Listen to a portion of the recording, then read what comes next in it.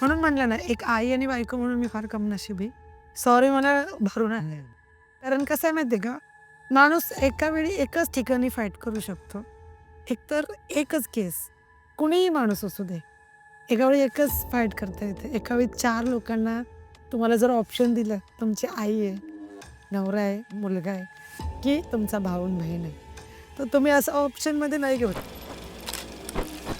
तर मी तिला किचनमध्ये ज्या अवस्थेत बघितलेलं मच्छीच्या स्मेलने, तर म्हटलं ही अशी का करते? मी हैराण झाली. म्हटलं मम्मी, मम्मी ती माझ्याकडे बघतच नव्हती. आणि जेव्हा ती माझ्याकडे पलटली ना, ते तिचं भयावह हास्य जे मी फील केलंय ना, ते अजून बघा माझ्या अंगावर काटे येते. तिचं ते उलटं चालणं, एकदम हसणं पुरुषासारखं, मुसलमान बाई आहे बघ. ती लिटरली मला बोलायची की मी अशी उभी आहे, बाई लुगडं घालून उभी आहे, मला बघते. तर मी विचारायची कोण आहे? तर ती बोलायची की ही सासू आहे माझी, ही म्हातारी आहे. फोटोनी असतात करली बघा. पण जेव्हा तिला बघितलं ना हसताना, बोलताना, उलटं-पालटं ते जे हातवारे ती करायची ना भयानक, आणि ती सरळ उलटी भिंतीवर चढायची बापरे! आणि अशी करायची त्या गाडीत. हे बघा असं पूर्ण माझ्या अंगावर शिवरी निघते. मग घरी येऊन आहे ना स्वतःचा हात कापायचा चाकूने, लिटरली चाकूने. आणि मी असं बाळाला घेऊन झोपलेली, चाकू घ्यायचा कचाकच, अक्षर रक्ताची धार. हळद लावू द्या ना, नाही. तुम्ही बँडेज लावू द्या ना, नाही. नमस्कार मित्रांनो, मी तुमचा मित्र वीरेंद्र मोहिते पाटील आणि तुमचं स्वागत आहे आपल्या मिस्टर टॉक्स या चॅनलवर. तर आजही आपल्याकडे जे पाहुणे आलेले आहेत, ते Google फॉर्मच्या मार्फत आलेले आहेत आणि ते मुंबईवरून आलेले आहेत. तर चला त्यांच्यासोबत गप्पा मारूयात, त्यांच्यासोबत घडलेले अनुभव ऐकूयात. नमस्कार मॅम, नमस्कार. काय आपलं नाव? माझं नाव श्रद्धा. बरं, आणि मुंबईमध्ये कधीपासून राहता तुम्ही? मी मुंबईमध्ये गेले 30 वर्ष झाले राहत आहे. बरं, आणि मूळ गाव कुठलं तुमचं? मी नाशिकची आहे प्रॉपर. बरं, 30 वर्ष म्हणजे ऑलमोस्ट बऱ्यापैकी राहता तुम्ही मुंबईत. हो, बरोबर. बरं, आणि सध्या काय करता तुम्ही? सध्या माझा व्यवसाय आहे. इलेक्ट्रिकल गुड्स मी सप्लाय करते पूर्ण महाराष्ट्राला. रिटेल, होलसेल, डिस्ट्रिब्युटरशिप, LED टॉर्चेस वगैरे असे खेडेगावाला देते. अरे वाह! आणि ते तुम्ही एकटेच हँडल करता का? हो, गेले 10 वर्ष झाले मी कंपनीची मोनोपोली हँडल करते आणि आता मी स्वतःच्याच नावाने माझी कंपनी सुरू केलेली आहे. तिचं नाव आहे तस एंटरप्राइजेस. बरोबर. तुम्हाला शुभेच्छा आमच्या पूर्ण फॅमिलीकडून. धन्यवाद. आणि YouTubeचं पण चॅनल आहे तुमचं? हो, माझं YouTubeचं चॅनल आहे श्रद्धा गांगुर्डे या नावाने.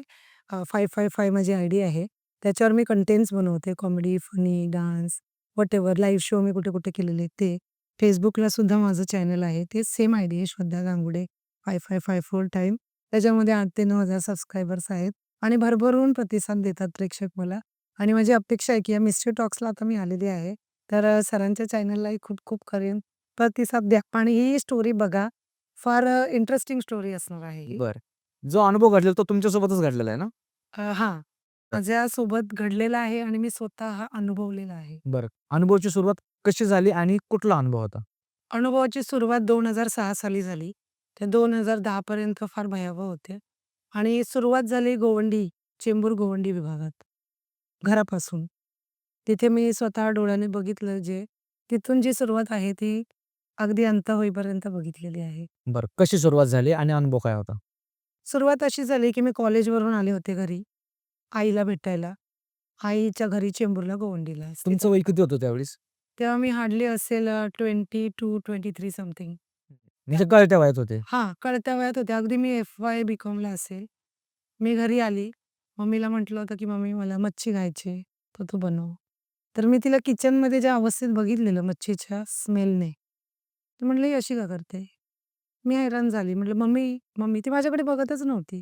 आणि जेव्हा ती माझ्याकडे पलटली ना, ते तिचं भयावह हास्य जे मी फील केलंय ना, ते अजून बघा माझ्या अंगावर काटे येते. म्हणजे काय झालं एक्झॅक्टली इन्सिडन्स काय झाला आईला बघितलं त्या तिने भयावह हास्य केलं आणि ते जे ताट आहे, कोळंबीचं ताट होतं, ते फेकून मारलं मला किचनमधून. तर मी म्हटलं, "मम्मी अशी का वागतेस?" मग मी फोन केला बारक्या बहिणीला. म्हटलं, "तू आत्ताच्या आत्ता निघून ये." तिचा बॉयफ्रेंड होता. ती त्याला सुद्धा घेऊन आली. त्याने सुद्धा बघितलं. तोही घाबरला, की म्हणलं, "हा काय प्रकार आहे?" आणि आमच्यासाठी हे सगळं नवीन आहे ना. आम्ही विचारही नाही केला, की जादूटोणे असतात, करणी बघा. पण जेव्हा तिला बघितलं ना हसताना, बोलताना, उलटं-पालटं ते जे हातवारे ती करायची ना भयानक, आणि ती सरळ उलटी भिंतीवर चढायची बापरे! आणि आम्ही एवढं घाबरायचो ना तिला बघून. आणि काय बोलायला लागलं तर काहीतरी बोलायची, "ती मुसलमान बाई उभी आहे. ती मुसलमान बाई अशी बुरखा घालून मला बघते." मग आम्ही हैराण व्हायचो, की काय बोलायला पाहिजे? अशा परिस्थितीत काय करायला पाहिजे? काही सुचायचं नाही आम्हाला. अशी परिस्थिती असायची आमची तेव्हा आणि आम्ही लहान-लहान मुली, दोघी बहिणी काय करणार आम्ही? नाही आम्हाला सुचायचं काही. फक्त बघायचा तमाशा, की काय चाललंय आणि हिला वाचवायचं कसं? तर आम्ही गेलो होतो, एक मुलुंडला बाबा आहेत. त्यांनी आम्हाला कस्तुरी दिलेली. ते आपण पुढं ऐकूयात. पण मग नंतर झालं काय? तुम्ही तुमच्या आईला पाहिलं, त्या सगळ्या गोष्टी आल्या. मग त्याच्यानंतर काय पुढं काय झालं? त्याच्यानंतर बघायला गेलं तर वडिलांसोबत जेव्हा ती एकटी असायची ना, तर ती बाथरूममध्ये जाऊन बसायची. बिल्डिंगच्या टेरेसवर जाऊन उडी खायला बघायची. तर वडील बोलायचे, की "तू अशी का वागतेस?" आणि या सगळ्याचं निदान आहे ना, त्यांना कळालं नाही कधी, आम्हाला कळालं नाही कधी. पण आम्ही एका देवऋषाकडे गेलो. मुलुंडचे जे आहेत तुम्हाला मी सांगितले. हं. त्यांनी सांगितलं, की त्यांच्या घराची जेव्हा बांधकाम चालू होतं ना घराचं, जेव्हा आपण पूर्ण कन्स्ट्रक्शन काढतो, त्यांच्या 3 बहिणींनी मिळून तो एक जो किन्नर भाऊ होता आणि ते 2 भाऊ मिळून त्यांनी ते थकलं होतं. ते चेडे, गोटे आणि मारणक्रिया केलेली तिला, की जेणेकरून ही वाचली नाही पाहिजे. ही जर वाचली, तर हे हिला सांभाळणार बायको म्हणून. हे घर तिच्या नावावर जाणार, पैसा हिच्या नावावर जाणार आणि आम्ही एवढे भावंड आहे. मग हा गव्हर्नमेंट सर्व्हंट एकटाच आहे. मग याने लग्न केले पाहिजे सगळ्यांचे, सर्वांचा खर्च केला पाहिजे आणि माझी आई बायको असल्यामुळे काही करताच यायचं नाही. मग तिला मारण्याची जी मारणक्रिया आहे ना, तिनं उठवून टाकायची होती पूर्ण. शारीरिक संबंधातून, मानसिक त्रास आणि फायनान्शियली हा तिन्ही मोठा होता. आणि हे जे काही ज्यांनी केलंय, ते एवढं भयावह केलं ना तिला, म्हणजे अक्षरशः ना तिचं ते उलटं चालणं, एकदम हसणं पुरुषासारखं, मुसलमान बाई आहे बघणं. ती लिटरली मला बोलायची, की "मी अशी उभी आहे, एक बाई लुगडं घालून उभी आहे, मला बघते." तर मी विचारायची, "कोण आहे?" तर ती बोलायची, की "ही सासू आहे माझी. ही म्हातारी आहे. हिने सर्वांना सांगून केलंय." ही बोलायची आम्हाला. आणि कुठल्या वेळेमध्ये व्हायच्या सगळ्या गोष्टी? हे जास्तीत जास्त करून आहे ना, घरात तुम्ही काहीतरी कापूर लावा.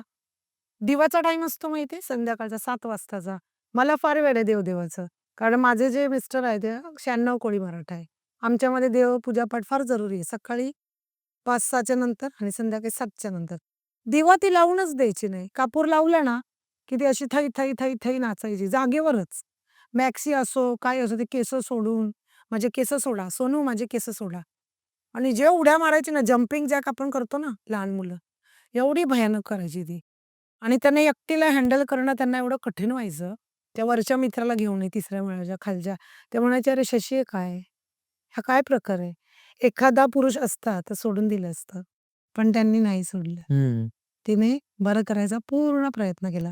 पण ती मारणक्रिया अशी असते ना, हे छेडे, गोटे हे जे काही आहेत ना करणीचे प्रकार भरपूर आहेत. हे लिंबू टाकणं, उतारा टाकणं, हे जे आहे ना, हे काहीतरी घ्यायला आलेले असतात आणि त्यांचा उद्देशच असतो घेणं. ते विदाऊट जाणारच नाही. तुमच्या घराला पण तुम्ही लिंबू मिरची बांधता आणि ती फेकता ना, तर ती काहीतरी ऊर्जा तिथे फेकलेली असते. तुमचा पाय पडू द्या, तुमची सावड पडू द्या, ते तुमच्याकडे येणारच आणि हा आमचा वैयक्तिक अनुभव आहे. सोन्यासारखी आई, सुंदर आई, तिला आम्ही कितीतरी भुताच्या प्रकारात बघितलंय. म्हणजे काय-काय व्हायचं? अजून वेगवेगळ्या काय-काय गोष्टी व्हायच्या? वेगळं म्हणजे सांगायला गेलं तर ती अंघोळ करताना उघडी पळायची घरातून. पळायची? हां, घरामधून? घरामधून. तिला वडिलांना आणणं, माळ्यावरच्या लोकांना आणणं, ऑलमोस्ट सर्वांनी बघितलेलं. तिला आणणं कठीण व्हायचं. तिला हे हात असतात ना, पूर्ण चिरा-चिरा झालेला. ब्लड यायचं हातातून तिच्या, पायातून. आम्ही डॉक्टरला दाखवलं. डॉक्टर म्हणायचं काहीच नाहीये. सगळीकडे दाखवलं तिला. पूर्ण भेगा-भेगा पडलेल्या आणि मला म्हणायची, "बघ ना, ह्याच्यातून किडे निघतायत." आपल्या बायकांचे इंटरनल पार्ट असतात. ती म्हणायची, की "बघ हे फिडिंग घेतायत." मला बोलायची आणि मला समजायचं नाही, ही मुलगी असल्यामुळे, की काय स्त्रीचं स्त्रीत्व आई स्त्री झाल्याशिवाय कळत नाही. बरोबर. तसं मला अनुभव नाही. तर ती बोलायची, "हे किडे जे आहेत, हे जे" काहीतरी ती शब्द वापरायची. "ते जे किडे आहेत, ते मला हे घेतायत, माझं शोषण करतायत. बघ, बघ आलंय, हे बघ, हे बघ इथे आलंय, हे बघ इथे चढलंय, हा बघ आता इथे माझं स्तनपान करतोय." अशी बोलायची. पण आम्हाला दिसायचं नाही. त्यामुळे आम्ही तिची मदत नाही करू शकायचो. ती अशी बसली ना, मोठ्या-मोठ्याने हसायची. घरात आम्ही आलो ना, काहीतरी आमच्यात भांडणं लावून द्यायची.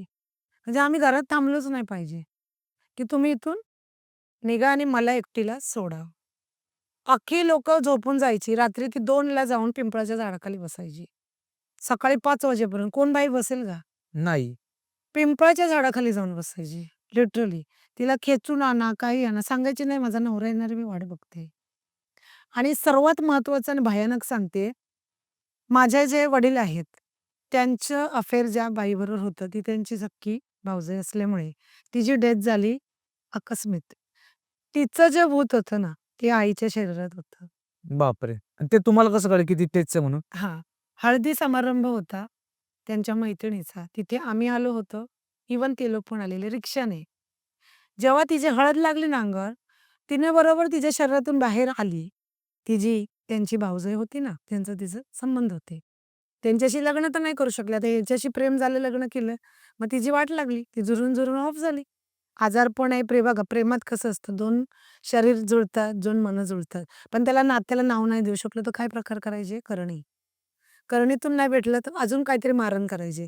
त्यांनी काय केलं झुरून-झुरून संपवलं. पण हिला केलं ना, मग हिला कशाला ठेवायचं? मग ती हळद लागल्यावर रिक्षात बसली. रिक्षात बसली तर तशी तिने तिचं शरीर सोडलं ना. तिथे असे बसलेत पप्पा आणि ती रिक्षात. आणि ती सांगते सर्वांना, की "ही बघा माझ्याबरोबरच आहे, ही चालते." आम्हाला दिसतच नाही ना. आणि त्यांना नवरा आहे. आता नवरा कसा असतो तुम्हाला माहिती आहे. नवरा बायको म्हटली, "हो बसा," तर बसायचंच आहे. "हो बघा ना." नवरा आहे, "हो, हो, हो, हो." पण जेव्हा तांत्रिककडे आम्ही जायचो ना, तर ते म्हणायचे, "आहे, पण याचा इलाज नाही मिळणार." हे त्यांना पण घेऊन जाणार आणि हिला पण घेऊन जाणार. आणि तसंच झालं. भर थंडीमध्ये त्यांची जी मोठी बहीण होती, जिनी ही आणि हां, महत्त्वाचा मुद्दा सांगायचा राहिला तर, हे क्रिया कधी केली आहे माहिती आहे का? लग्न झालेलं आहे यांचं. नवीन गावाला बोलवून घेतलं. नाशिक गाव आहे मनमाड. ते माहेर आहे माझ्या आईचं. हं. तिथे बोलावून घेतलंय तुमचा आजोळ म्हणजे. माझे आजोळ. आणि त्यांचं तिकडे रो हाऊस होता, म्हणजे बंगला टाईप घर. त्यांनी प्लॅन केला यांना घरी बोलवायचंय. आई काय म्हणाली, "मी मटण बनवते." ते म्हणाले, "नाही, नाही, नाही, नाही, सुजाता तू मटण नाही बनवायचं. आम्ही बनवणार. तू पाहुणी आहे ना, तू आमची वहिनी आहे आता, तर आम्ही बनवणार." त्यांना गोड-गोड बोलून नवरा-बायकोला बाहेर बसवलं. त्या मटणामध्ये ती क्रिया केली होती.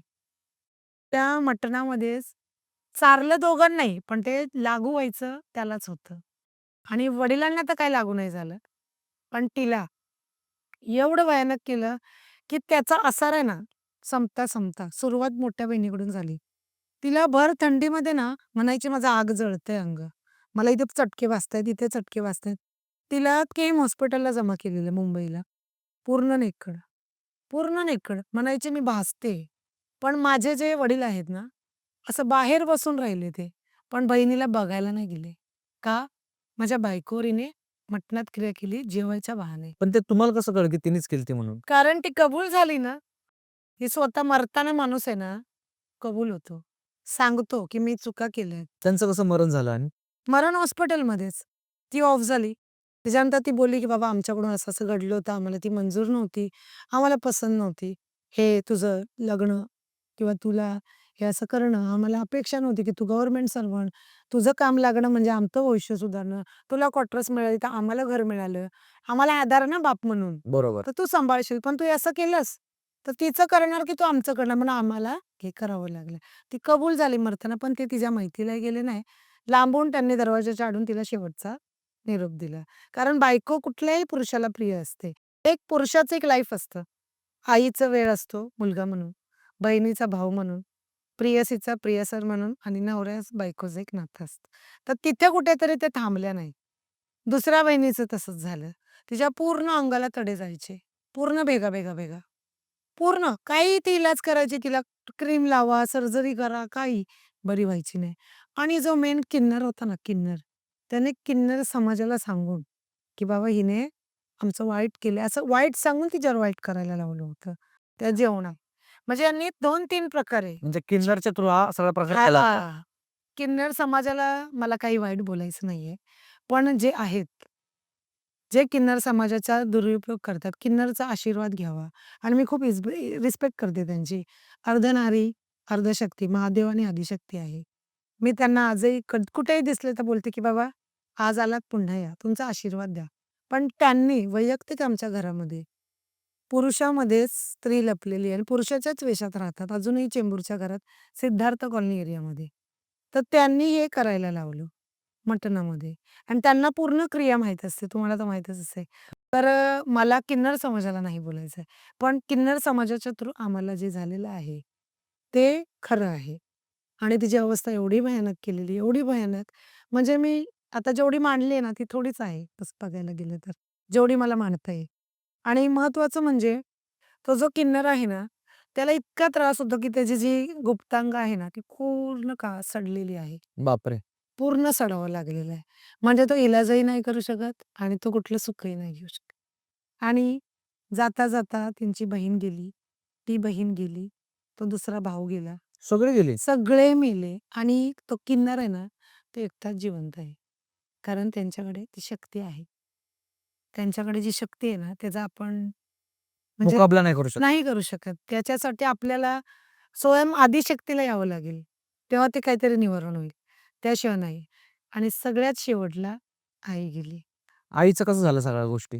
आईच्या गोष्टी अशा झाल्या, की तिला मला अजूनही डाऊट आहे, की तिला मारलं गेलेलं आहे. ती मेली नाहीये. तेच ना, काय प्रकार घडला होता एक्झॅक्टली? घरामध्ये तिचं एकटं असणं, तिला जो त्रास होतोय, तिला सोडून बाहेर फिरणं, तिच्या ज्या नाना क्रिया होतात ना, ती सर्वांना अशी गल्ली-गल्लीत सांगत जायची. भाजीवालीला, "तुला माहिती आहे का मी वाघिणीसारखी बाई होती, पण मला आहे ना थारलं. मला मटणात चारलं. मला जेवायला बोलवलं." मग तुम्ही त्यावेळेस कुठल्या डॉक्टरांकडे वगैरे घेऊन गेला नाहीत का तिला? नेलं ना. फिजिशिओलॉजिकडे नेलं. न्यूरोसर्जन असतात त्यांच्याकडे नेलं. सीटी स्कॅन केलं, एम-आर-आय केलं. तिला ॲडमिट केलं. पळून यायची. म्हणायची, "हे मला काय लावलंय? मी लावून नाही घेणार. मला जायचंय." आणि सारखं एकच बोलायची, "बाळू मामाला जायचंय." कुठे? बाळू मामाला. आई म्हणायचं, "कोण बाळू मामा?" आम्ही नाही ओळखत. कारण आमच्या इकडे हे सगळं आहेच नाही. तर वणीला मानायचो. आपली कुलदेवी आहे सप्तशृंगी. बाबा बाळूमामा कोण आहे? तिचं ते तिला पोहोचूच दिलं नाही तिकडे बाळूमामापर्यंत. ती शेवटपर्यंत तेच बोलायची. पण ती जेव्हा शेवटच्या क्षणात होती ना, तिचा पूर्ण उजवा पाय ना, एवढा सुजला होता हत्तीसारखा. वाचा गेली. ऐकायला यायचं नाही. मी भेटायला आली, अशी उभी राहिली तर बोलायची, "सोनी तू चालली?" म्हणजे मला घरात सोनी बोलतात. "सोनी तू चालली?" म्हटलं, "हो."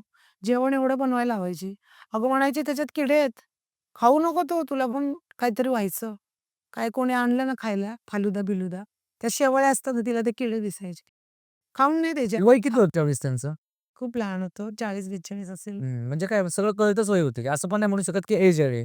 लग्न केलं 5 वर्षातच तिला सुरू झालं होतं हे. 5च वर्षात त्यांना लग्नाचं सुख नाही आणि तिचे 2 मुलं, जुळे मुलं म्हणजे आमचे होणारे भावंड होते. ते सुद्धा 6 महिन्याचे त्यांनी पोटातच मारून टाकले. एवढं भयावह केलं आणि जुळे होते. ती बोलायची पण, "मला जुळे होणार आहे, भाऊ-बहीण येणार आहे आणि होणार आहे." ते खूप खुश होते आणि आम्ही पण खुश होतो. आम्हाला काही प्रॉब्लेम नव्हता.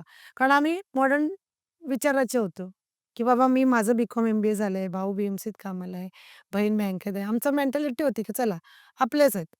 पण तुमचेच दुश्मन आहेत.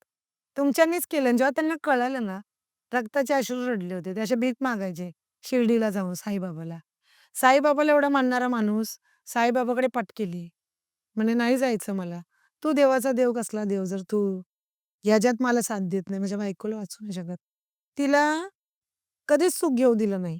शारीरिक सुख भेटलं नाही. मानसिक सुख घेऊ दिलं नाही. घरात ते जेवण बनवायचे मटण, ते असं वढलेला टोप संडासात फेकून द्यायची. भरलेला. "हे तू खायचं नाही." नवऱ्याला बोलायची, "हे तू खायचं नाही." मटणाचा अख्खा टोप आहे ना, ती अशी भरून मी बघितलं डोळ्यांनी, संडासात फेकून द्यायची. आम्हाला पण जेवून नाही द्यायची. जावा हॉटेलमध्ये जेवा. तुम्ही तिकडे मरा नाही तर उपाशी राहा. मला नाही सांगायचं. ती नव्हती. ती बाई होती तिच्या आतमध्ये. ती जी वहिनी आहे ना, ज्यांचं प्रकरण होतं ती बाई होती. दुसरी बाई ती मुसलमान बाई. हे दुसरं भूत. तिसरं भूत त्यांची मेलेली आई. ती शेवटपर्यंत खोटं बोलली म्हातारी. ती काय बोलली, की "मी केलं नाही." पण माझी आई नेहमी म्हणायची, की "ती अशी उभी आहे." "सोनी ती अशी उभी आहे बघ, तिने लुगडं घातलंय. पातळ लुगडं घातलंय हिरवं." ती क्लिअर सांगायची हावभाव, "अशी उभी आहे, तशी उभी आहे." ती मुसलमान बाई बुरख्यावाली. ती वहिनी गोरी-गोरी, घारी-घारी पातळशी आहे. ती बघ माझ्या पळते मागे-मागे. बापरे! तिला असे ना 3, 4, 5 भुतांनी धरलं होतं.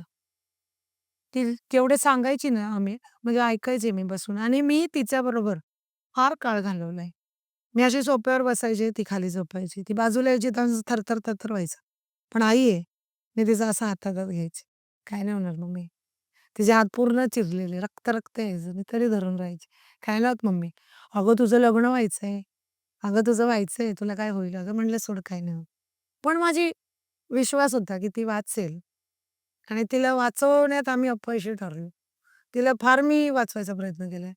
दवाखान्यात चल, गोळ्या खा. गोळ्या फेकून द्यायची. काय ते देवाचं करायला दिलेलं ना शांतीसाठी, ते लावलं ना अशी टन उड्या मारायची ती.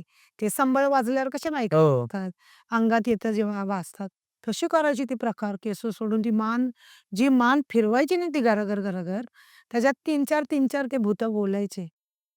हिंदीत, मराठीत. ती म्हातारी बाई कितीतरी म्हणजे मला हैराणी होते, की आमच्या आईसोबत हे सगळं झालेलं आहे. तुमच्यासोबत त्यावेळेस कोण-कोण होतं आणि? मी, हं. माझा मेहुणा, आता जे माझ्या बहिणीचा नवरा आहे, तेव्हा ते प्रेयसी प्रियकर होते. त्यांचा अफेअर असायचं. मग ते मम्मीला भेटायचे, की परमिशन मागायला आई आहे. पण त्यांनी पण हे बघायचे. कधी ते, कधी मी, कधी ते आणि आम्हाला मासिक धर्म असायचा. तरी सुद्धा आम्हाला तिला एकटं सोडणं म्हणजे कठीण होऊन जायचं, की ती आम्हालाच पण ती लगेच बोलायची, "ए, माझ्या डोळ्यात घाण येते. तुला चालू आहे ना? मग तू कशाला बसली इकडे? बापरे! वास येतोय ना? डोकं दुखतंय, तुला कळत नाही का? कशाला आलीस? मग आम्हाला ह्याला बोलवून आण आणि तिला एकटं पण सोडू शकत नव्हतं. कारण तिच्या शरीरात जे भूत आहेत, ते तिला उलटे फिरवतात, तिला उघडं पळवतात, तिला जेवण फेकायला लावतात, तिला मुलगी कोण आहे, होणारा जावई कोण आहे ओळखून देत नाही. मग आम्ही तिला अशा परिस्थितीत सोडले आणि माझी चुकी काय झाली? माझी चुकी ही झाली, की माझी सेकंड डिलिव्हरी झाली. मला जाता नाही आलं. मला चालता यायचं नाही. मग मी तिला बोलले, "मी येऊ नाही शकत." तर त्या 15 दिवसातच त्या सगळ्या भुतांनी टार्गेट केला. तिला घरातच संपवलं. म्हणजे काय झालं एक्झॅक्टली? तो दिवस काय होता आणि त्या दिवशी काय-काय घडल्या होत्या गोष्टी? त्या दिवशीची रात्र मला आठवते चांगली. रात्री 11 वाजता तिचा मला फोन आला होता. ती बोलली, "हा माणूस आलाय बघ, बडबड करतोय." म्हणलं, "कोण?" म्हणले, "काका." तर आम्ही छोट्या पप्पांना काका बोलायचो. तर म्हणे, "काकाला शशी बघ असा बोलतोय. अंडापाव खात नाही, जेवत नाही." म्हणे, "मला अंड नकोय. मला ना आता जायचंय, टाईम झालाय माझा." रात्रीचे 11 वाजलेत. मी म्हणलं, "अगं मम्मी, माझी डिलिव्हरी झाली. मला प्रॉब्लेम आहे. मी येऊ नाही शकत. 10-12 दिवस कळकाळ, मी येते. मला एवढा 1.25 महिना होऊ दे, मी येते." "नाही, नाही, एवढा वेळ नाही माझ्याकडे." 11, 11:15 वाजता जी बाई माझ्याशी बोलली. मी रात्री 1ला फोन लावते, 2ला फोन लावते, नॉट रिचेबल. 3ला फोन लावते, फोन लागला. कोणीच उचललं नाही. 4ला फोन लावला, कोणीच उचललं नाही. मला 4:30 वाजता फोन झोपले असेल वाटलं असेल. हां, मला का आणि माझी डिलिव्हरी झालेली. या 3 ते 4च्या दरम्यान माझ्या भांडूपस्थित घराच्या स्वतःचं घर आहे माझं तिथे. तिथे मांजर वक्कावक्क ओरडत होती. अशी ओरडत होती ना एवढी घाणेरडी. ती म्हणते, "एकच मांजर 3 ठिकाणी का फिरते सारखी?" खाली कुत्रे रड-रड रडत होते. कंटिन्यू. मी माझ्या ह्यांना सांगितलं, की "चला ना जाऊ. काय होतंय 2 वाजले तर." अगं म्हणे, "तू अशी आहेस, ह्याच्यात जाऊ नाही शकत आपण." मला बंधन टाकलं. नाजूक परिस्थिती होती ना. अशी परिस्थिती नाजूक की मी बाईकवर बसू पण शकत नव्हते. गाडीने पण जाऊ शकत नव्हते आणि बाळालाही सोडू शकत नव्हते. त्याच काळामध्ये ते तिला घेरलं असं, की तिला त्या 10-15 दिवसात तिची वाचा घालून टाकली, पाय सुजून ठेवला. आम्ही फोन पण करायचो ना, तर ती बोलायची नाही. आणि ही जी काळ आहे ना रात्रीची, ही जी शेवटची रात्र मी सांगते, याच्यात खूप वाईट घडलं. माझा मोठा मुलगा आहे ना, तस्य त्याचं नाव आहे. माझ्या नवऱ्याने फार ड्रिंक केलेली आईच्या टेन्शनमध्ये. निघाले चेंबूरहून गाडीवर. त्याच रात्री अमावास्या चालू होती. भयानक पॉवरफुल अमावास्या. त्या दिवशी माझा मुलगा, नवरा मोठा कंटेनर असतो ना, ते सिमेंटचा, तो व्हाईटवाला असा मोठा अगदी. त्याच्यात एवढे म्हणजे 10-15 चाकवाला. माझा नवरा आणि मुलगा नाकाबंदीत होते. काहीच माहीत नाही त्यांना. ते डायरेक्ट त्या गाडीच्या खाली, त्या गाडीतून गाडीचा भुगाटा झाला. Honda शाईन बाईकचा. बापरे! आणि वेळ कधीची होती? वेळ मस्त रात्रीचे 2 वाजलेले.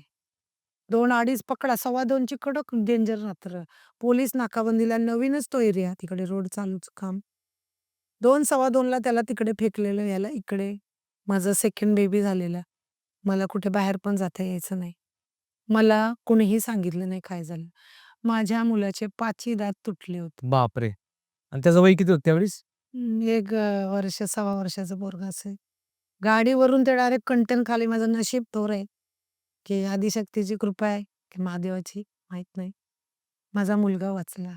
पण हे सगळं जे आमच्यावर आलेलं संकट आहे ना, आई घेऊन गेली. हसबंडला काय झालं त्यावेळेस आणि? हसबंड पडले त्या साईडला. पूर्ण हात बँड. तोंड तर पूर्ण फुटलंच होतं. म्हणजे पूर्ण हा भाग आहे ना, एक साईड पूर्ण गेला होता. हे डोळा असा पूर्ण बाद झालेला, कान, हाताला मार, पायाला पूर्ण. आणि बॅड लक एवढं आहे यांचं, बॅड लक एवढं आहे, की मला आणि माझ्या बाळाला कोणी ॲडमिट करून घेत नव्हतं. कारण तेव्हा एवढं स्ट्रिक्ट होतं मुलांना किडनॅप करणं, मुलांचे जे म्हणतात ना, किडनॅप करून किडनी काढणे, तर अख्खं तर लईच फॉर्म्युला आलेलं आहे. तेव्हा तर सुरुवात होती, घाबरून कोणी द्यायचं नाही. पण माझ्याच नवऱ्याला कोणी मान्य नव्हतं करत, की तो हा बाप आहे याचा. कोणीच हॉस्पिटलमध्ये ॲडमिट करून घेत नव्हतं. भांडूप पोलिस स्टेशनला गेले, मुलुंड पोलिस का पण? स्टेशनला गेले. कारण त्याची अवस्था तशी झालेली आहे. अवतार बघून सगळं. हां. शेवटी ते जे पोलीस असतात ना, ट्रॅफिक पोलीस हवालदार जे साहेब लोकं, त्यांनी हेल्पलाईनला बोलवलं. ते म्हटले, "तुम्ही कुणाचे जावई?" मग त्यांनी नाव सांगितलं, "सुरेश संभाजी गांगुर्डे." माझ्या वडिलांना फोन केला. वडिलांनी आणि भावाने आमची आय-10 कार आहे. त्याने दादा आला. पण मी एवढी कमनशिबी आई आहे आणि नशीबवान बहीण आणि मुलगी आहे, की मला बापाने आणि भावाने काहीच सांगितलं नाही काय झालं. मला माझाच मुलगा मरतोय, मला हेच कुणीच सांगितलं नाही. बापरे! मला 3 दिवसानंतर माझे वडील आले घरी सांगायला, की "चल, आपल्याला घर बघायला जायचंय, दुसरीकडे राहायला जाऊ." म्हणलं, "अहो पप्पा एवढ्या सकाळी आले तुम्ही 7 वाजता?" तर मला म्हणे, "नवरा कुठे?" म्हणलं, "2 दिवस झाले पनवेलला म्हणून गेलाय. फोन लागत नाही." म्हणलं, "येईल. सवय म्हणलं मोठ्या पोराला घेऊन जातो." तर नाही आला. मग पप्पा बोलले, "चल जायचंय." म्हणलं, "काय झालंय?" "तुझा मुलगा तिकडे मरणाच्या दारात आहे." तशीच मी दरवाजातच रडायला लागली, ओ करून. आणि माझ्यासाठी फार भयानक होतं. की शॉकच होतो ना डायरेक्ट. हां, कारण तिकडे माझी आई, तिला वाचवता आलं नाही. वाचवता येतच नव्हतं. मला माहीत होतं, ती आज जाणार आहे, उद्या जाणार आहे. पण माझं सगळंच जाणार आहे. माझा नवरा पण जाणार आहे, माझी मुलगा पण जाणार आहे. इव्हन माझी मम्मी, जी एवढ्या भूतांपासून सर्व्हाईव्ह करते, मला तिला भेटता पण येत नाही. मला म्हणजे ह्या क्रियेत त्रास कसला होतो माहिती आहे का? हे जे केलेलं आहे ना, ह्याच्यात माझंही नाही चांगलं होऊ दिलं. कारण सगळ्यात जास्त जवळ मी, सक्षम मी, कमवती मी. सगळ्यात तिला काढणारी होती मी. त्यांनी मला पण सोडलं नाही. एवढी भयानक. कारण की त्यांना माहीत होतं की तुम्ही जर व्यवस्थित असाल, तर तुम्ही सगळ्या गोष्टी निभवून न्याल, वाचवून न्याल. ते केलं नाही म्हणजे तिचा नवरा हिचं ऐकणार आहे. फार प्रेम करणार आहे. ही म्हणेल तसं चालणार. मग ह्याला बाजूला कर. आणि तोच काळ होता. तिचा जाण्याचा 4 वाजताचा टाईम. नवरा 2:30 आणि 2:15च्या दरम्यान आणि मुलगा. मला काहीच माहिती नाही. म्हणून म्हणलं ना, एक आई आणि बायको म्हणून मी फार कमनशिबी. सॉरी मला भरून आहे. कारण कसं आहे माहिती आहे का, माणूस एका वेळी एकाच ठिकाणी फाईट करू शकतो. एकतर एकच केस, कुणीही माणूस असू दे. एका वेळी एकच फाईट करता येते. एका वेळी 4 लोकांना तुम्हाला जर ऑप्शन दिलं, तुमची आई आहे, नवरा आहे, मुलगा आहे, की तुमचा भाऊ आणि बहीण आहे. तर तुम्ही असं ऑप्शनमध्ये नाही घेऊ शकत. नाही येऊ शकत. काय की करणार? मी सगळे कोणालाच रक्ताचे नाते आहेत. असो, आहे की नाही? तर मी ऑप्शनमध्ये नाही घेऊ शकले कोणालाच. पण माझ्या मुलाचं आहे ना, पूर्ण तोंड आहे ना, असं हनुमानासारखं झालेलं आहे. जे सकाळी मी बघितलं आणि हॉस्पिटलमध्ये मी जेव्हा बघितलं ना मुलाला, तेव्हा मला तो भजी मागत होता खायला. "मला भजी दे ना खायला मम्मा.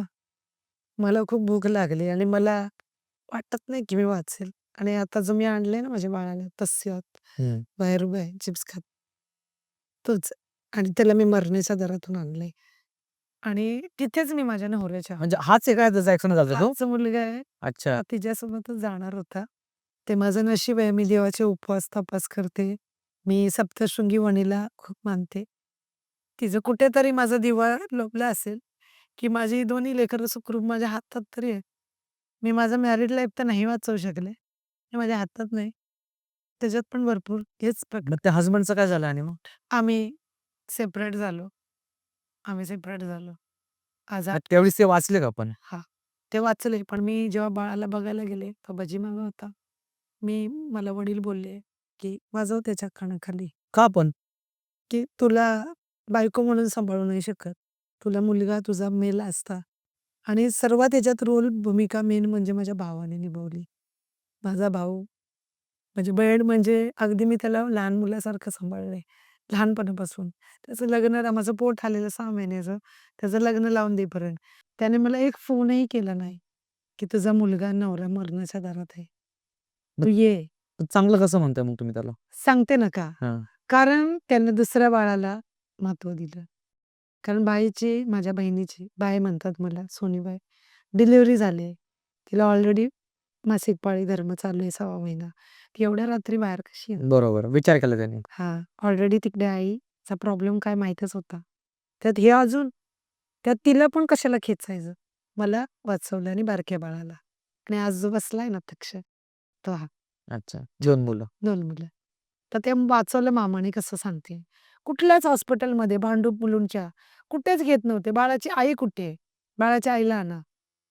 हा नवरा आहे, हा तुमचा जावई आहे. चालणार नाही, बाळाच्या आईलाच आणा. माझा भाऊ BMC कॉन्ट्रॅक्टर असून लाखभर कमवणारा माणूस पाया पडला डॉक्टरच्या. मारुती नर्सिंग होम मुलुंडला हॉस्पिटल आहे, चाइल्ड स्पेशलिस्ट म्हणून. त्या मॅडमच्या पाया पडल्या, की प्लीज बाळाच्या आईला बोलवू नका. बाळाला ॲडमिट करून घ्या. 1.25 वर्षाच्या बाळाला, की ह्याला वाचवा. हा वाचला नाही तर माझी बहीण मरेल. कारण ऑलरेडी तिच्या हातात बाळ आहे, ती येऊ नाही शकत आणि असा प्रॉब्लेम. ती लेडीज मॅडम होती, तिने समजून घेतलं. सानिका मॅडम डॉक्टर आहे. ॲडमिट केलं. 2 दिवस मरणाच्या दारात माझा मुलगा होता. मरेल, जगेल, मी समजते गेलाय. फिरायला गेलाय वडिलांबरोबर. 2 दिवसांनी बाईकवर फिरतील, थोडं एन्जॉय करतील, येतील. त्या क्षणी मी माझ्या नवऱ्याला हॉस्पिटलमध्ये वडिलांच्या सांगण्यावरून कानाखाली वाजवलं. पण त्यावेळेस त्याची अवस्था पण हे होती ना, मग त्यावेळेस कसं मारलं तुम्ही? तेच सांगते. जेव्हा त्याची पूर्ण अवस्था होती, रक्तबंबाळ, त्याला ते लागलेलं सलाईन, पूर्ण डॅमेज. पहिलं तर माझं म्हणणं हे आहे, की तुम्ही मला न विचारता मुलाला नेलं कसं? मी कोण आहे? मी जन्मदाती आहे. बरोबर. माझी परमिशन घेतली, की मी ड्रिंक करायला जाणार आहे. मी मित्रांसोबत पार्टी करणार आहे. मी बायको आहे, खेळ नाहीये. कुठेही जावं ना तुम्ही, एक मेसेज तर टाकू शकता तुम्ही, की मी निवांत झोपेल. मी 2 रात्र झोपली नव्हती. मी जागी होती. माझे वडील अचानक येणं, माझा नवरा मरतोय. कुठलीही जेव्हा बायको असते, ते महत्त्वाचं असतं. पण जेव्हा ती आई होते ना, तर नवऱ्यापेक्षा जास्त तिला बाळ महत्त्वाचं असतं. तिचं बाळ कुठे आहे आणि कुणी नेलंय आणि काय झालंय? म्हणून मी त्याला कानाखाली मारली, की तू दारू पिलास, का ड्रिंक ड्राईव्ह केलीस आणि तू एवढं सगळं होऊन कुणी फोन नाही केला ठीक आहे, पण तू तर माझा होतास ना. तुम्ही माझे आहात, तर तुम्ही मला फोन करा. मला सांगा, तरी इंटिमेशन तरी द्या. नाही दिली. आणि हॉस्पिटलमध्ये कानाखाली वाजवल्यावर म्हणे, चुकी झाली. चुकीला माफी असते, गुन्ह्याला माफी नसते. बरोबर. आणि माझ्या डिक्शनरीत त्या क्षणी त्या व्यक्तीला मी सेपरेशन दिलं. त्या क्षणी मी त्या व्यक्तीला सोडून दिलेलं आहे. आज 8 वर्ष झाले आम्ही सेपरेट आहोत आणि एवढंच कारण आहे, तिथे आई मेली 4 वाजता. हा मरणाच्या दारात गेला आणि कारणीभूत तोच व्यक्ती आहे फक्त. आणि मी त्याच व्यक्तीला कारणीभूत बोलणार. मी म्हटलं बाळाला, पण आईच्या ह्याच्यामध्ये त्या माणसाची काय चूक आहे ना? आहे सांगते. मी माझ्या आईकडून ₹4000 उसने घेतले होते. मी माझ्या मिस्टरांना सांगितलं, आपला व्यवसाय एवढा चालतो. आपण 50,000-60,000 आईच्या कृपेने कमवतो. आपला व्यापार पण छान चालतो. आपल्याकडे काही GST नसताना, गुमास्ता नसताना आपण व्यापार करतोय, ही फार मोठी गोष्ट आहे आणि घरातून. तर मग आपल्याला काय गरज आहे? सासू आहे, तुमची आई. तुम्ही आईपेक्षा तिला खूप लाड केलाय. माझा नवरा, काका तिला 2 माळे चढताना यायचे, खांद्यावर उचलून आणायचे. एवढं प्रिय. पण पैशाचा व्यवहार असतोय, तो पैशाचा ठेवावा. बरोबर. मी सांगितलं, माझी डिलिव्हरी झाली. मला जाता नाही येत. तुम्ही ₹4000 दिले. ATM कार्ड दिलं. अकाउंटला 40,000 ते ₹42,000 होते. काय जड आहे तुम्हाला 4,500 देणं? कार्ड घेतलंय तुम्ही, उडवून येताय पैसे, पण देता नाहीत तुम्हाला. तो राग माझ्या मनात. मी मम्मीला विचारलं पण होतं, "मम्मी पैसे दिले का गं तुला?" "कुठले गं?" तिने खोटं सांगितलं. "अगं ते ना आले." हं. म्हटलं, "अजूनही कव्हरच करते." आणि त्या व्यक्तीच्या भरपूर चुका आहेत. पगार कामाला जायचं म्हणून झाडाखाली बसून राहायचं. पार्ट्यांना माल द्यायचं म्हणून क्वार्टर्स घ्यायची. मग ते माझ्या कॅरेक्टरला, माझ्या स्टेटसला डाग लागायला. मला 2-3 ठिकाणाहून समजलं. मी म्हणायचे आपला नवरा आहे, सगळेच पितात. पण ते लिमिट ओव्हर लिमिट झालेली त्या दिवशी. त्या दिवशी सगळ्याच गोष्टी मी लॉस्ट नाही करू शकत. एक स्त्री असते, तिचं कुंकू, तिचं बाळ, तिची आई आणि तिची फॅमिली सगळी दावावर नाही लावू शकत. एका माणसामुळे. पैसे देऊन टाकायचे होते ना. आणि मेन म्हणजे जायचंच होतं ना, तर दारू न पिता पण जाता आलं असतं. काय गरज आहे दारू पिऊन? तर स्वतःच्या बरोबर लहान मुलाचा पण जीव भोकात आणि आहे. वरून बाळाला ड्रिंक करून ड्राईव्ह करायची तुमची हिंमत केवढी? अरे रिक्षाने या. अरे तुम्ही ओला उबेर करून या किंवा तुम्ही ट्रेनने या. काय गरज आहे? माहिती आहे ना तुम्ही you are drunk. You drunk addicted. You know that very well की तुम्हाला लागते. तर तुम्ही केली ना, तर तुम्ही बाळाला नका ना नेऊ. आजीकडे सोडा. उद्या आणून न्या. ते नाही केलं. त्याच्यामुळे त्या व्यक्तीला सोडलं आहे. आता त्याच्यानंतर मग आईचं सगळं झालं, ह्यांचं पण झालं. मग त्यानंतर बरं काही त्रास झाला का? झाला ना. काय झाला त्रास? तिच्या मेल्यानंतर सुद्धा ती दिसायची मला. अच्छा, कधी दिसायची ती? ती ऑफ झाली 2019ला मे महिन्यात 25 एप्रिलला. लॉकडाऊनच्या आधी. आणि तिचं नशीब बघा कसं आहे. 25 एप्रिललाच तिचं लग्न झालेलं आणि 25 एप्रिललाच ती वारली. आणि त्याच टायमिंगला, ज्या टायमिंगला तिला सकाळी हळद लागलेली ना, 4-4:30 पहाटे जुनी लग्न. हो. 40-50 वर्षापूर्वीची जुनी लग्न. तुम्हाला माहिती आहे पहाटे लग्न लावायचं. 7 वाजता वऱ्हाड जेवायला येतं. दिवसभर ते मग नवरीला न्यायचं, ते वाजवायचं.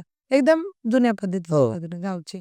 तशा आणि तिच्या लग्नाचं जेवण तिनेच बनवलेलं. अरे बापरे! तिच्या आईने, आजीने आणि तिने ती सांगायची मला, की "मी एवढा मोठा टोपा तुझ्या बापाला भात घातला. एवढी आम्ही बुंदी आणली होती. आमची परिस्थिती नव्हती. तेव्हा गुलाबजाम नाही, हे नाही." अशी ती सांगायची मला. ते आवडायचं. मग ती ना 2019 साली ऑफ झाली आणि ती घरातच झाली. असे वडील खाली झोपलेले, ती वरती सोफ्यावर. तिचा जीव गेला. मला तिकडे जाणवत होतं घरात. आणि त्याची माझी बॉन्डिंग एवढी स्ट्राँग होती ना, आम्ही 2 शरीर, 1 धडकन आमची अशी लाईफ होती. मला सगळे बोलायचे, "अगं तुला मैत्रीण मैत्रीण नाही का कोण? काय आईला घेऊन फिरत असते?" तर मी म्हणायचे, "माझी आईच मैत्रीण आहे." मी, माझी बहीण आणि माझी आई आम्ही तिघींची जोडी असायची. सगळे जळायचे मग आमच्यावर. "अरे काय माई-लेकी फिरतायत मैत्रिणींसारख्या." आम्ही सगळ्यांना म्हणजे माझी मैत्रीण आहे, आई नाही. एवढ्या भारी राहायचो आम्ही. जणू कुणाची दृष्ट लागली आम्हाला. माहीत नाही. बरं आता आपण परत तिकडेच येऊया. तुम्ही म्हटले की नंतरून पण ते दिसायला वगैरे लागलं. हां. मग ते काय झालं? मेन म्हणजे कारण माझं हे सेपरेशन झाल्यानंतर मी एका लिव्हिंग रिलेशनशिपमध्ये आलेली. समोरच्याच्या फोर्सिंगने. समोरच्यांनी फास लावून घे, सुसाईड कर, सगळं कर. आम्ही लिव्हिंगमध्ये आलो. माझ्या दोन्ही मुलांसहित. त्या व्यक्तीला माझी आई दिसायची. ज्या व्यक्तीने कधी पाहिलं सुद्धा नाही तिला. मग त्यांना कसं कळलं की ही तीच व्यक्ती म्हणजे? हां, हे पण फार शॉकिंग आहे. फार छान प्रश्न होता तुमचा हा. 1 आर-के घर आहे घणसोलीला. त्यांनी आम्हाला सांगितलं, की एक बाई दिसते. किचन आहे असं, छोटासा किचन आहे आणि घणसोलीला अगदी गावठाणमध्ये छोटी-छोटी घरं आहेत. तर म्हणे गावठाणमध्ये राहूया, सेफ राहील, आपल्याला पण त्रास नको. त्या छोट्या रूममध्ये रात्री 2 वाजता ना, सिक्युरिटी गार्डचं ते काम करायचे रात्री आणि डेली ड्रायव्हिंगचं. त्यांच्या 2 गाड्या आहेत. ओला, उबेरला आणि दुसरी माइंडपेस कंपनी, जी घणसोलीला आहे. पिक अँड ड्रॉप. तर ते काय बोलायचे, वेळ असतो ते आम्ही करतो पार्ट टाईम वगैरे. तर ते यायचे रात्री 2 वाजता. ते काय बोलायचे, दरवाजा वाजवायचे. म्हणायचे, की "तू बघत जा ना दुर्बीणमध्ये, तू डायरेक्ट का खोलते?" आणि मला बिंदास ना मी, पहिल्यापासून बिंदास नेचर. कसलं काय, काय नाही होत. पण तिथे आला अंगावर तेव्हा कळालं ना. खोलायचो आम्ही, तर ते माझ्या नवऱ्याचे ना डोळे पूर्ण लाल-लाल असायचे. आणि "फोन का नाही उचलत तू?" हे जे डेस्परेशन आहे ना, हे माझ्या आईचं असायचं. हे त्याच्या थ्रू आई बोलायची माझी, की "फोन का नाही उचलत?" मग घरी येऊन आहे ना, स्वतःचा हात कापायचा. चाकूने, लिटरली चाकूने. आणि मी असं बाळाला घेऊन झोपलेली. चाकू घ्यायचा कचाकच, अक्षर रक्ताची धार. "हळद लावू द्या ना." "नाही." "तुम्ही बँडेज लावू द्या ना." "नाही." अरे म्हणलं हा काय प्रकार आहे? आणि काही झालं-बिलं तर माझ्यावरच येईल उद्या. हो की नाही? मग मी, ते मला काय बोलले, की "तुला मला काहीतरी सांगायचं आहे. तिकडे बघ." म्हटलं "कुठे?" "किचनमध्ये बघ. बघ तुझी आई उभी आहे." म्हटलं "माझ्या आईला तर तुम्ही बघितलंच नाहीये आणि माझ्या इथे तुमचा संबंध काय आहे?" "तुझीच आई आहे आणि ते सातारकर आहेत, सळवे गावात राहतात. आम्ही सेकंड मॅरेज ॲक्ट केलं मंदिरामध्ये साधं. त्याच्यात खूप प्रॉब्लेम झाले. मोठा मुलगा एक्सेप्टेबल नाही. कारण तो फर्स्ट हजबंडसारखा दिसतो. त्याला मानसिक त्रास देणं, मला एकटं टाकणं, डिप्रेशनमध्ये टाकणं. त्याच्यामुळे मी 5 वर्ष कोलॅप्समध्ये गेले. लाईफ पूर्ण खराब झाली. बिझनेस कोलॅप्स, हेल्थ कोलॅप्स, त्यात मला स्टोन झाले. तर नेहमी एकच बोलणार आणि आम्ही आहे ना, रात्री झोपलो ना, जेव्हा आम्ही झोपायचो, आम्हाला सवय होती बोलायची. रात्रीचे ते हे असतात ना भुतं, ते काय बोलतात हो? खवीस. ते खविसाची स्टोरी सांगायची आम्हाला, की गावाला खवीस अगदी माणसाच्या रूपात असतो. आम्हाला नाही माहिती, आम्ही बघितलं नाही. ते तंबाखू मागायचं माझ्या नवऱ्याकडे. तंबाखू देणं. ते देणार. आणि दारू पिलेल्याला काही त्रास होत नाही. आणि फुल टाईटवाल्याला तर विचारूच नका. ते सांगत होते मला आणि आम्ही अशी स्टोरी ऐकत होतो जपून. आमच्या घराचे ते बल्ब आहेत ना, आम्हाला सवय आहे डिम बल्ब लावायची. आम्ही प्रॉडक्ट देतो ना, disco bulb, street lights, AC DC bulb. Literally ना आमचा बल्ब आहे ना, डिम बल्ब चुक, चुक, चुक, चुक, चुक कंटिन्यू होत होता रात्री 1 ते 3 वाजेपर्यंत. मी त्यांना बोलते पण, निगेटिव्ह स्पिरिट आपल्या आसपासच आहे. मी मानते हे सगळं. मी जर देवाला मानते, तर मी डेव्हिलला पण मानते. बरोबर. जर गॉड आहे, तर ते डेव्हिल पण आहे आणि डेव्हिल आहे, तर एंजल पण आहे. भूत आहेत, तर देव पण आहे. हे सगळं मी मानते. कारण आहे ना, अनुभव घरातच झालेले एवढे बाहेर. हो. त्यामुळे न मानायचा तर काही प्रश्नच येत माणसंच गेले ना डायरेक्ट. हां, माझी मानसिकताच गेली कारण मी डोळ्याने माझ्या आईला की असं हसताना पाहिलंय, उलटं चढताना पाहिलंय. तिची ती बेकार अवस्था पाहिली, तिला उडताना, नाचताना पाहिलंय. एवढं भयानक पाहिलंय. ती रात्री एकटी भटकायची अख्खा एरिया. पोलिसवाल्यापासून तिला सगळी माणसं बोलायची, "अरे मॅडम आप क्यों घर पे जाओ?" रात्रीचा जोरजोरात आणि हां, सांगायचं राहिलं. रात्री 2-2 वाजता डीजे लावायची. डीजे म्हणजे घरामध्ये? गाणी लावून बाहेर भटकायची. गाणी लावून द्यायची डीजे. कुठली पण गाणी ते स्पीकर नाही का हो. छोटे-छोटे असतात. टीव्हीला त्या 3 पिनं कनेक्ट केल्या जुन्या जमान्याचे. धडाधड ती वाजवून कुशाल जायची. शेजारचे भांडतायत त्यांना उडवून दे. आणि महत्त्वाचं म्हणजे तिला वाचवायसाठी जेव्हा आम्ही सप्तशृंगी गडाला गेलो होतो ना गाडी करून, तेव्हा एवढी परिस्थिती नव्हती, की स्वतःची गाडी घ्या. स्कूटी-बिटी बाईक घेणं मोठी गोष्ट नाही. पण ती गाडी आहे ना तिने गडात जाम करून ठेवली होती. हं, हं, अशी करायची त्या गाडीत. हे बघा असं पूर्ण माझ्या अंगावर शिवरिंग होते. तिथे वडील बसलेत, माझा नवरा आहे, मुलं आहे. मी सगळे आहेत हां. चढूनच यायची नाही गाडीवर. म्हणायची, "तिला जायचं नाही. तिच्याशी माझा संबंध नाही." चढून गडावर जाऊनच द्यायची नाही. अर्धा-अर्धा आणि असे धोकं मरणाचे. ड्रायव्हर उतरलाय, टायर तर पंक्चर नाही. इंजिन बघतोय, पाणी ठीक आहे, पाटी सगळं ठीक आहे. मग गाडीत चढा नका. दीड-दीड 2 तास अक्षरशः आमचे बाथरूमचे, लॅट्रिनचे वांदे करून ठेवले. जाऊनच द्यायची नाही कुणाला. नाही अशी वडिलांचा हात धरून ठेवायची. अशी करायची डेंजर, डेंजर. "केस सोड, सोड केस, दाखवते मी तुला." एवढी डेंजर करायची, एवढी डेंजर ना, म्हणजे पळू पण शकत नाही आपण आणि काय करू पण शकत नाही. सोडू पण शकत नाही. हां, सोडणार कसं हो? हो. आई आहे ना. आई हे बघा कसं असतं माहिती आहे. आता तिचं शरीर चिरून तिने जन्म दिलेला असतो. मग ती बघा, बाई आईच्या रूपात खूप आहे. ती धंद्यावाली असो, स्वच्छ असो, कमवणारी असो, शिकलेली असो, आई, आई असते. आई आई असते. बरं आता आपण परत तिकडे जाऊ. तुम्ही तुमच्या हसबंडला विचारलं, की ते तुम्हाला कसं कळलं, की ती माझीच आई आहे म्हणून? हां. मग ते काय झालं पुढं? ते कामावरून यायचे, त्यांना बाहेर दिसायचे. आम्ही घरात बोलायचो, तिला सावड दिसायचं. तिचं कार्य आहे ना, जे मी आमचं जेव्हा सेकंड मॅरेज ॲक्ट झालं ना, ती जॉब झाल्याच्या जवळ-जवळ 6-7 महिन्यानंतर. तिथे स्मशानात मी तिचं क्रिया केली. ते काय बोलले, "मी नाही येत करायला." म्हटलं, "अरे नैवेद्य तर ठेवा." म्हणे, "मला काय करायचंय? ती तर रोजच येऊन भेटते मला." म्हणलं, "असं कसं शक्य आहे?" मी म्हणलं, "थांबा तुम्हाला फोटो दाखवते." फोटो दाखवला ना, तर ते ना म्हणले, "हीच तर बाई आहे." मी विश्वास नाही करायचे. म्हणलं, "चल रे, काहीतरी फेकतो." मग त्याने काय केलं माहिती एकदा दारू पिऊन फुल आला. एवढा दारू पिला, त्याने माझ्या आईचा फोटो आहे ना अक्षरशः घेऊन लाथाने तुडवला माझ्या आईचा. फोडूनच टाकला. म्हणला, "हीच त्रास देते. हीच येते सारखी. हिचा माझा काय संबंध आहे?" पण त्यांना त्रास काय द्यायची ती? "येतो कशाला तू माझ्या पुरीच्या आयुष्यामध्ये का आलायस? अच्छा, तुला सेकंड कोणी मॅरेज. परमिशन दिली? हं. मी माझ्या मुलीचं लग्न लावून दिलेलं. तो माझा जावई कुठे आहे? तू काय करतोयस त्याच्या जागेवर? आणि तू नाही माझ्या मुलीसाठी बरोबर. तू नाही पाहिजे.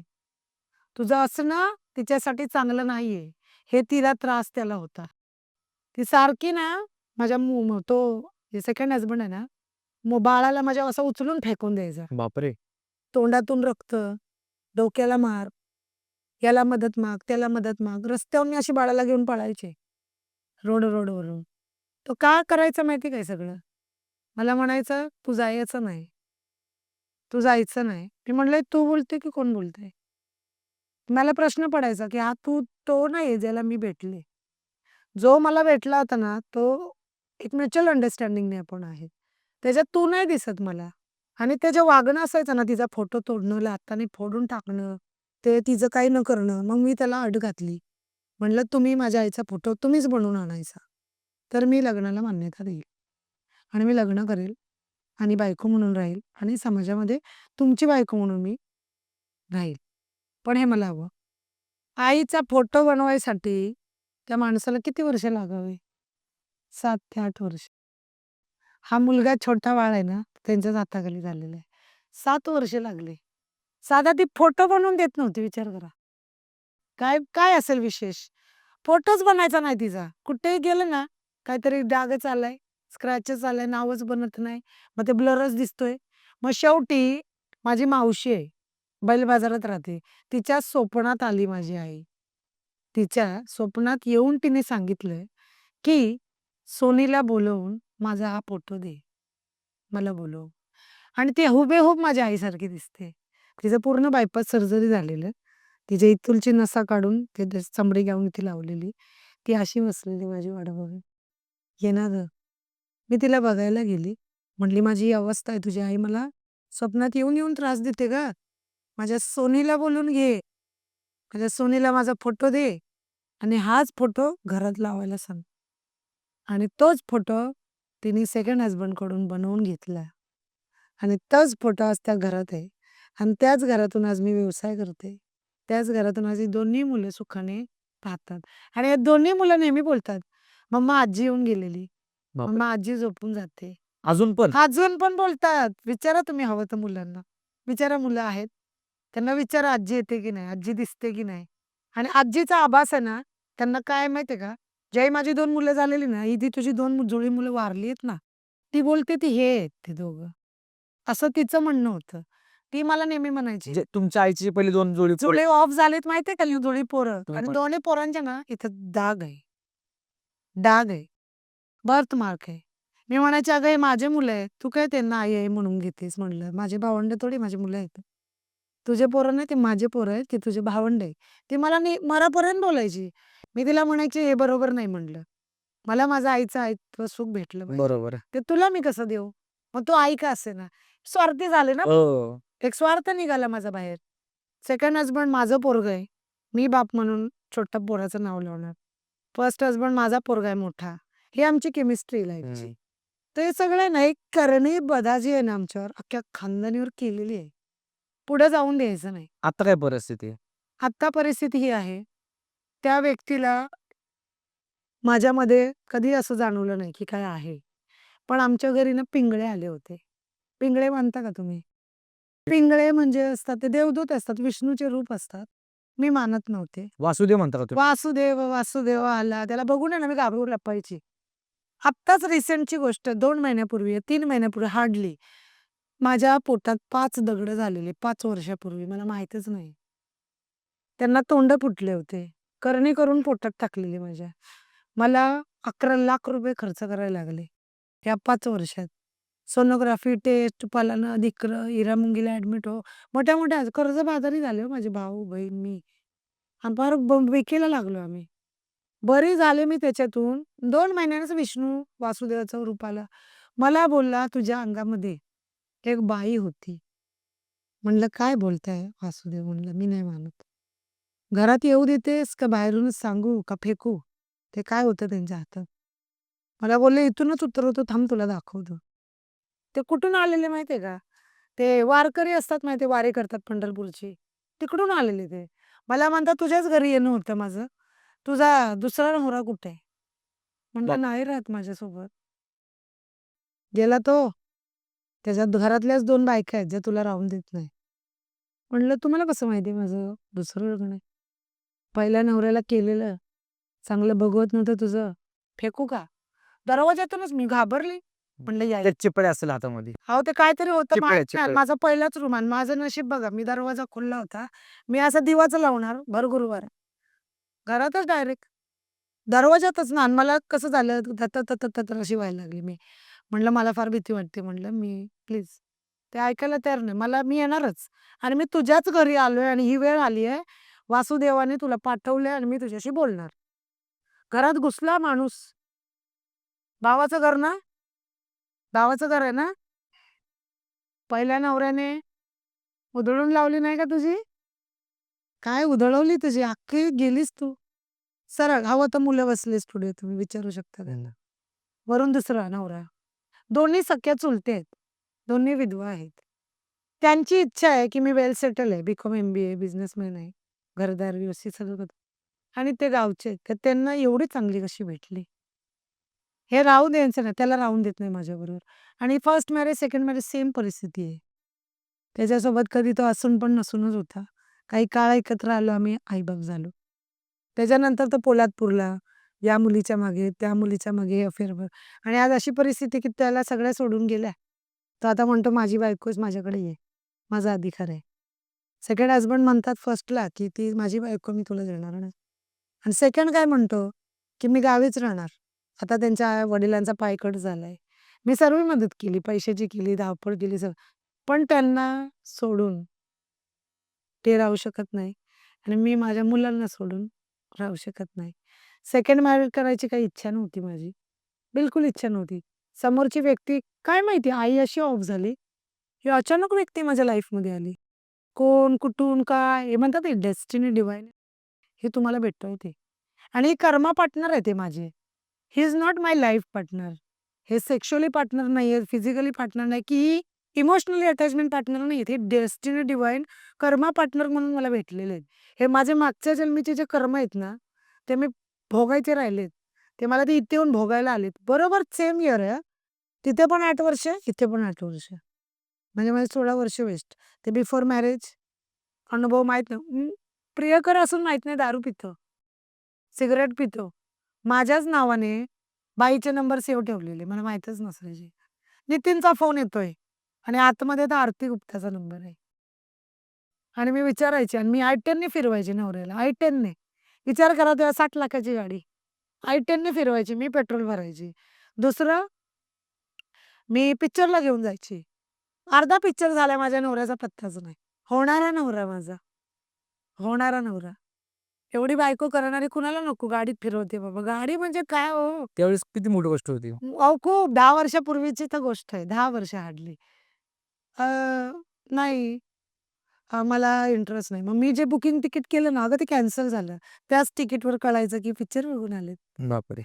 माझ्याच गाडीमध्ये पेट्रोल भरून मी फुल द्यायची. "तू इथे उतर श्रद्धा, मला अर्जंट काम आहे पार्टीचं." म्हणून ते बिल्डर एंड डेव्हलपरमध्ये कामाला. आणि माझं काम ह्याचं पहिल्यापासून मी सॅम्पल दुकानांना, हो. "हो, माल घ्या ना. हो, माल घ्या ना." असं म्हणून मी रिटेलरवरून होलसेलर आले, डिस्ट्रिब्युटर आले. आज नशिबाने मी माझी कंपनी सुरू केली, छोटी-मोठी का होईना.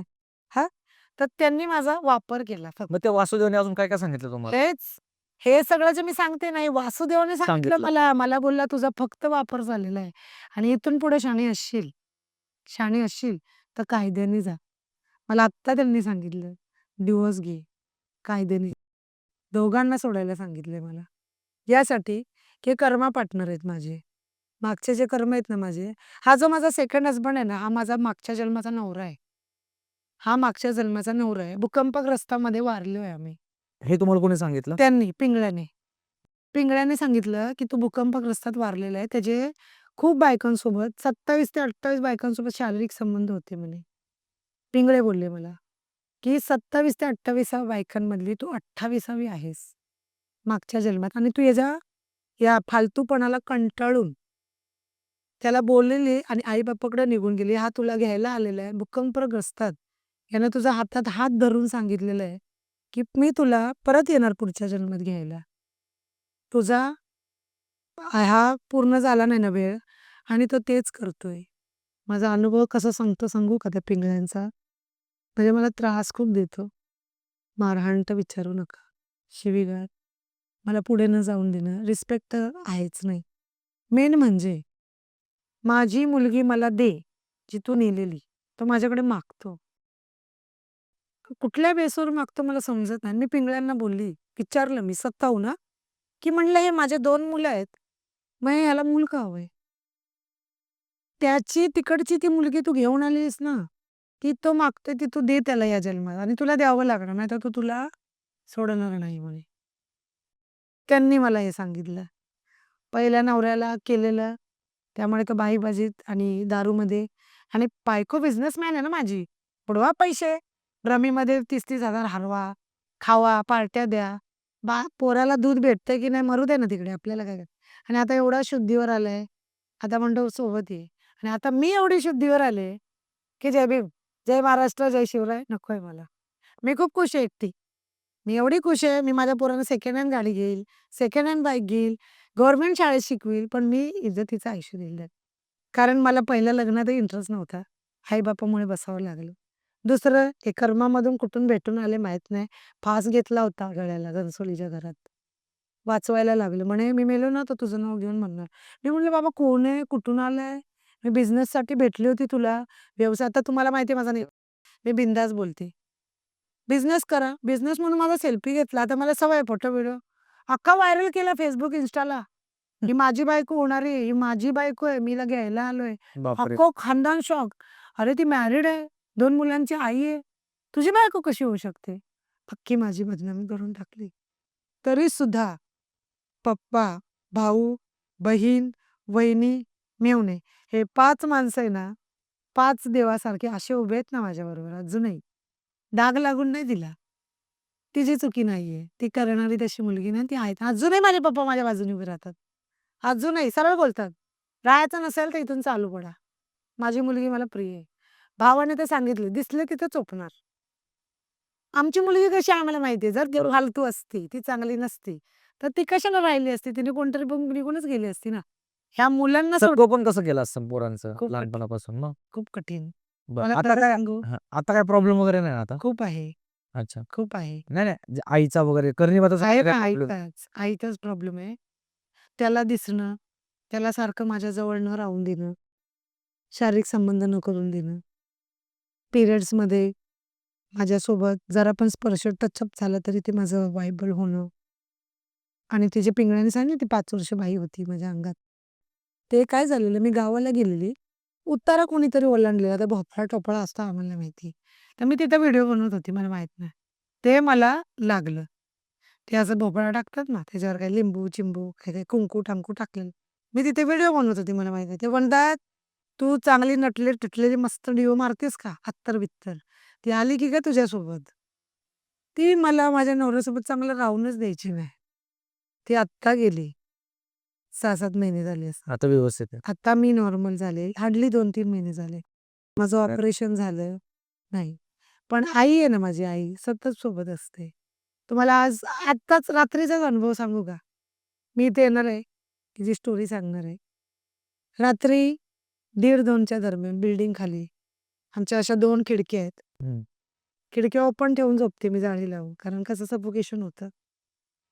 रात्रभर ते कुत्रं रडतंय आणि भुंकतंय बिल्डिंगच्या बरोबर माझं ती खाली घर आहे ना, खिडकी आमची तिथं. कंटिन्यू रडते. मी अशीच बसून आहे मम्मीच्या फोटोकडे बघून. म्हणजे ती बोलते हां. अशी, "तू उद्या जाणार आहेस, सांगणार आहेस तर हे सांगा का? हे सांगायचं विसरू नको आणि तुझं पण सांग. आपल्या दोघींबरोबर काय चाललंय आणि काय होतंय ते पण सांग." रात्रभर डोळ्याला झोप नाहीये. तिकडून इकडे आली, झोप नाही, आराम नाही, खाऊही दिलं नाही, पिऊही दिलेलं नाही. आणि दुसरं महत्वाचं म्हणजे सांगणं, की ती माझ्या दुसऱ्या नवऱ्याला फार त्रास देते. एवढा त्रास देते ना, की तो लिमिटच नाही. त्याला राहूनही देत नाही आणि त्याला सोडूनही देत नाही. बरं. आता सगळं व्यवस्थित आहे का? तुमचं फायनान्शियल वगैरे आहे का सगळं व्यवस्थित? हो, आता व्यवस्थित चालू आहे. मग आईचं वगैरे अस्तित्व आहे का अजून पण? हो, आहे ना, अजूनही आहे. आणि लाईफ आता कशी चालली तुमची? व्यवस्थित आहे का सफर करताय अजून? खूप सफरिंग चालू आहे. सिंगल पॅरेंट म्हणून माझा फार सफर आहे. कारण 2 मुलांना पोटात वाढवायचं 9 महिने, बाहेर येऊन पण वाढवायचं. एका आईसाठी मॉडर्न आई असो, गावची आई असो, फार कठीण आहे. कमवून यायचं, थकून पण न थकल्यासारखं पुन्हा घरात पण जॉब करायचा बरं. असतो. पहिल्याचा त्रास आणि आताच्या त्रासामध्ये काही कमतरता झाली का तुमच्या? खूप, हां. खूप झाली. म्हणजे आता बऱ्यापैकी आहे म्हणा. बऱ्यापैकी आराम आहे मला. कारण आईचं अस्तित्व मला प्रोटेक्ट करतं. जे वाईट गोष्टींना ते थांबवते. ते जे मला कोण मारणक्रिया करायला बघतात, माझं वाटोळं करायला बघतात, तिला जे सगळे निगेटिव्ह शक्त्या घेऊन गेल्या, त्या खेचायला बघतात मला पण. कारण माझ्यात जास्त जीव होता, जसा माझ्या मुलात आहे. त्या खेचायला बघतात, मग ती आडवी येते आणि तिच्या आडवं येण्याने मला झोप येत नाही रात्री 3 ते 5. पण अशी बसवून ठेवते, कारण तो ब्रह्मकाळ असतो हो. आणि रात्र संपायची असते. ती बुधवार रात्र आली ना, ती गुरुवारची ऑफ झाली. बुधवार रात्र आली, की ती मला अशी बसवून ठेवते आणि अजूनही मी 3 वाजतापासूनच असते. 3 ते 5 झोपच नसते मला. 7-8 सूर्य उगवला ना, अशी झोप लागते 9 ते 11 पर्यंत. तेव्हा ती सांगते, की झालंय टळली झोप. आणि ती प्रोटेक्ट करते हां मला आणि ती नेहमी असते सोबत माझ्या. गुरुवार आला ना माझ्याबरोबर क्लिक जातं फोटोकडे लक्ष. हार आणला नाहीस? हळद-कुंकू तरी लाव. असं तिचं ते मला जाणवते ती आणि सेकंड हसबंडला पण जाणवते हारासाठी. बरं, ठीक आहे. तर मित्रांनो, हा होता श्रद्धा मॅमचा अनुभव आणि अनुभव खूपच भयंकर होता. त्यांच्या आईचा, हसबंडचा वगैरे त्यांनी सगळी त्यांची लाईफची स्टोरी पूर्ण शेअर केली आणि अजूनही त्यांना तो सगळा त्रास होतो. त्या सगळ्या गोष्टींना ते अजून पण सामोरे जात आहेत. त्यांना एक्झॅक्टली त्या गोष्टी अजूनही काही कळलेल्या नाहीत किंवा त्याचं सोल्युशन भेटलेलं नाही. जर कोणाला ह्या गोष्टीची काही माहिती असेल किंवा त्याच्यावर काही इलाज वगैरे असेल असं तुम्हाला वाटतं की तुम्ही हे करू शकता किंवा काही नॉलेज असेल तर ते पण तुम्ही नक्की आम्हाला कमेंट करून सांगा. तर चला आता आज आपण इकडंच थांबूयात आणि मॅमच्याच जर सारखं तुम्हाला आपल्या चॅनलवर यायचं असेल तर Google फॉर्मची लिंक आपण कमेंटमध्ये पिन केलेली आहे. ते नक्की भरा आणि आम्हाला तुम्ही जोडू शकता आणि तुमचे अनुभव असेच लोकांपर्यंत तुम्ही पोहोचवू शकता. तर चला आता आज आपण इकडंच थांबूयात. धन्यवाद. जय हिंद, जय महाराष्ट्र.